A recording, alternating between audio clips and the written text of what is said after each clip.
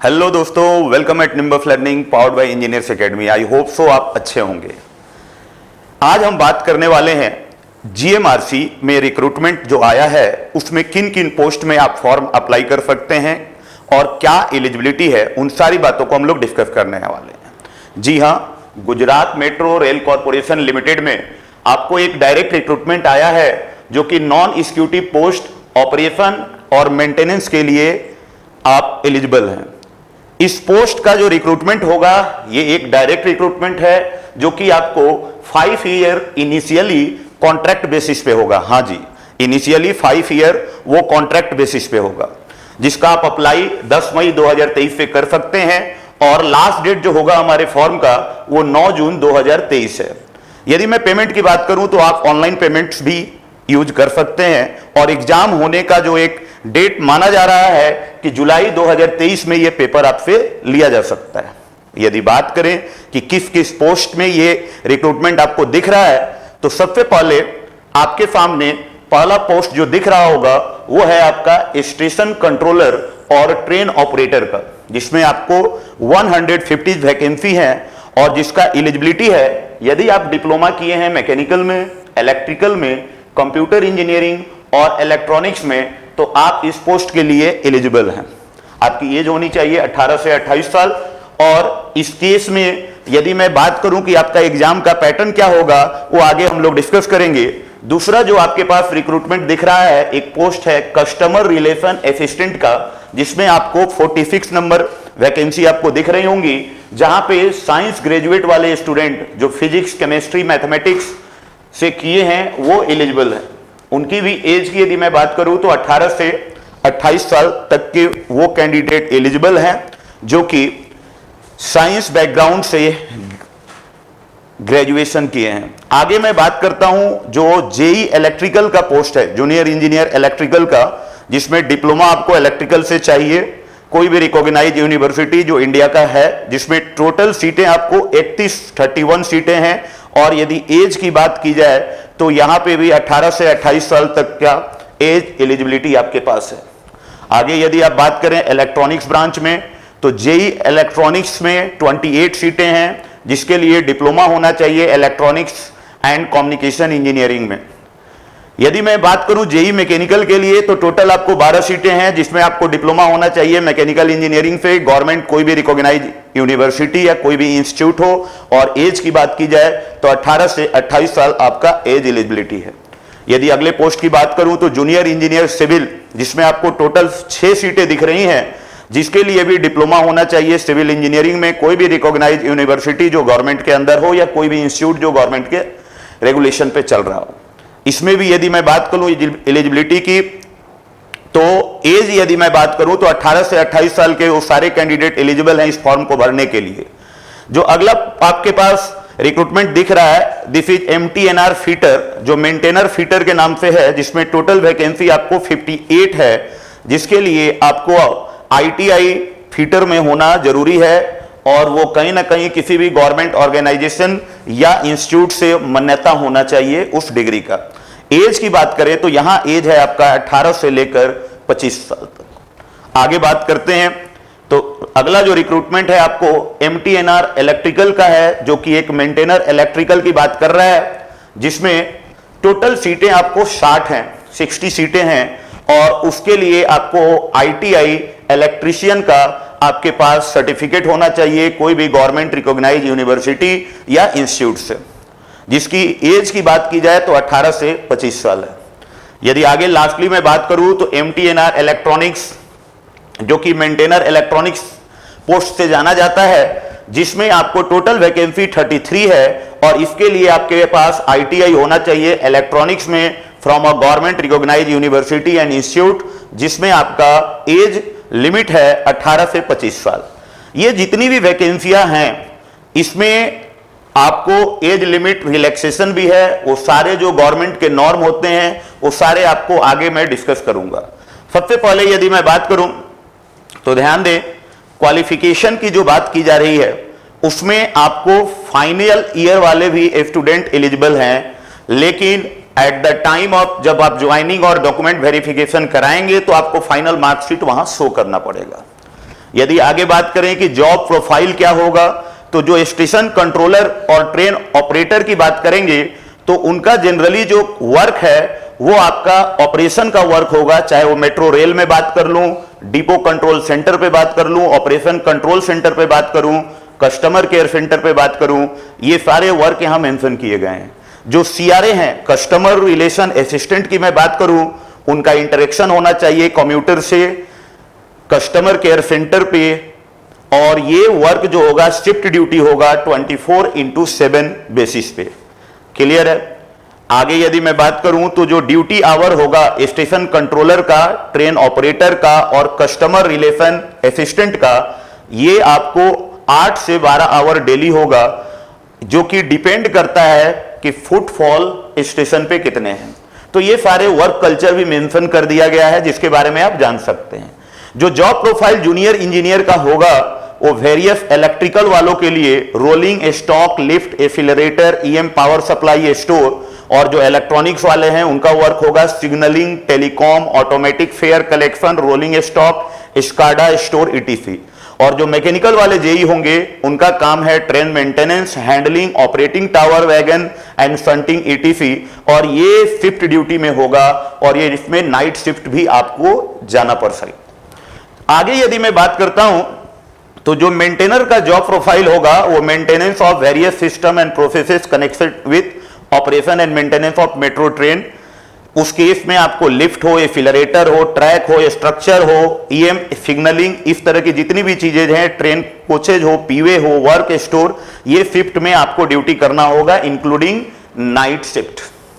तो ये आपका एक तरफ से जॉब प्रोफाइल है जो कि डिपार्टमेंट टोटली डिपेंड करता है मैनेजमेंट पे कि आपको कौन सा डिपार्टमेंट मिल रहा है। आगे यदि मैं बात करूं तो सबसे जो इंपॉर्टेंट चीज है कि इसका सिलेक्शन प्रोसीजर क्या है। तो सिलेक्शन प्रोसीजर की यदि मैं बात करूं तो यहां पे आपको क्लियरली दिख रहा है कि एक रिटन टेस्ट होगा 100 मार्क्स का और एक गुजराती लैंग्वेज में टेस्ट होगा 20 मार्क्स का। जो गुजराती लैंग्वेज में टेस्ट होगा वो कहीं ना कहीं आपको क्वालिफाई करना पड़ेगा और उसका क्वालिफिकेशन का बताया जा चुका है कि इस केस में आपको कम से कम 60% मार्क्स चाहिए जनरल कैंडिडेट को, और जो candidate SC, ST, OBC, EWS में बिलोंग करते हैं उनको 50% मार्क्स आपको गुजराती लैंग्वेज में लाना पड़ेगा। ये सिर्फ क्वालिफाइंग है, कहीं ना कहीं गुजराती मार्क्स जो आपको मिलेंगे गुजराती लैंग्वेज में वो नहीं कंसीडर होगा मेरिट लिस्टिंग में, सिर्फ ये क्वालिफाइंग है।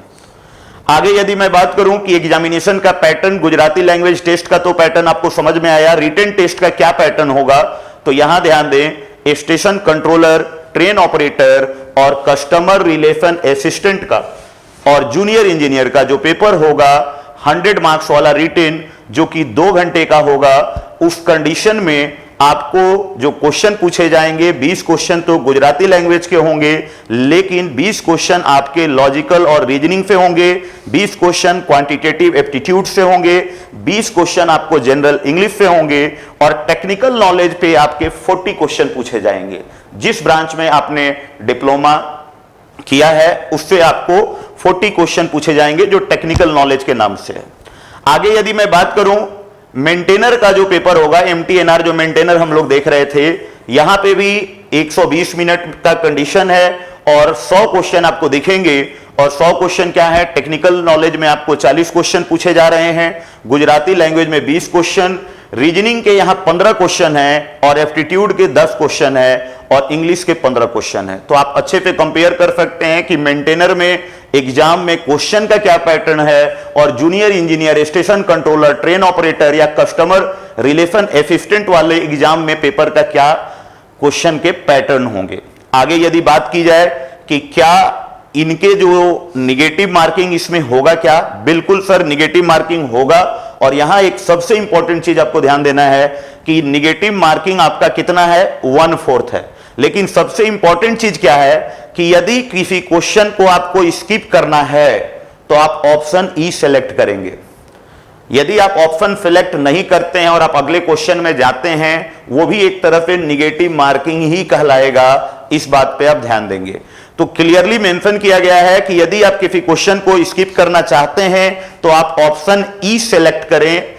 कहीं ना कहीं यदि आप क्वेश्चन को लेफ्ट कर देते हैं बिना आंसर दिए, बिना अनअटेम्प्ट किए, तो उसको हम लोग निगेटिव मार्किंग की तरह वो ट्रीट किया जाएगा, यानी अनअटेम्प्टेड क्वेश्चन आपका निगेटिव मार्किंग की तरह माना जाएगा। इस बात को ध्यान में रखेंगे, जनरली ये चीजों को आप ध्यान में रखें।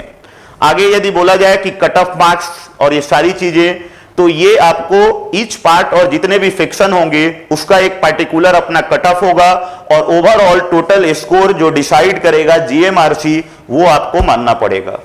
जो टेस्ट को क्वालिफाई की बात करते हैं, तो ध्यान दें कि यहां पे जो वैकेंसीज आई हैं अलग अलग कंडीशन में, कुछ ऐसे भी कंडीशन में डिपार्टमेंट होगा जहां आपको साइकोमेट्रिक टेस्ट भी देने जाना पड़ेगा, और उसकी जो भी एलिजिबिलिटी है वो सारे जीएमआरसी डिसाइड करेगा। आगे यदि बात किया जाए मेडिकल एग्जामिनेशन का, तो मेडिकल आफ्टर रिटन टेस्ट आप मेडिकल एग्जामिनेशन के लिए आपको बुलाया जा सकता है, मे बी अहमदाबाद, गांधीनगर, और जो भी अथॉरिटी मेडिकल एग्जामिनेशन का जीएमआरसी द्वारा डिसाइड किया जाएगा वहां आपको मेडिकल के लिए जाना पड़ेगा। यदि मैं और आगे बात करूं यहां पे, तो यदि आप फर्स्ट टाइम मेडिकल एग्जामिनेशन करने जाते हैं जीएमआरसीएल में, उस कंडीशन में आपको एक्सपेंस मिल जाएगा, लेकिन सेकेंड टाइम यदि आपको जाना पड़ रहा है तो वो एक्सपेंडिचर आपको नहीं मिलने वाला है। यदि कोई कैंडिडेट है जो कि पहले कभी सर्जरी में पीछे गए हैं, उस कंडीशन में उनको कहीं ना कहीं कुछ पोस्ट में वो सुटेबल नहीं है अप्लाई करने का, उसके बारे में भी आपको थोड़ा सा आइडिया होना चाहिए। सिमिलरली यदि मैं बात करूं तो यहां एक श्योरिटी बॉन्ड की भी बात कर रहा है कि आपको जो आपका ट्रेनिंग पीरियड होगा उसके लिए मिनिमम 3 ईयर का आपको यहां पे एक श्योरिटी बॉन्ड भी रहेगा जिसको आपको साइन करना पड़ेगा। यदि ट्रेनिंग एंड कॉन्ट्रैक्ट पीरियड की बात की जाए तो आपको ऑलरेडी मैंने बता रखा है कि ये एक कॉन्ट्रैक्चुअल टर्म है 5 साल का, जो स्टार्टिंग में आपको कॉन्ट्रैक्चुअल बेसिस पे रहना है। इसके बीच में आपके 3 साल तक ट्रेनिंग पीरियड रहेंगे, उसके बारे में भी आपको पता चल चुका है।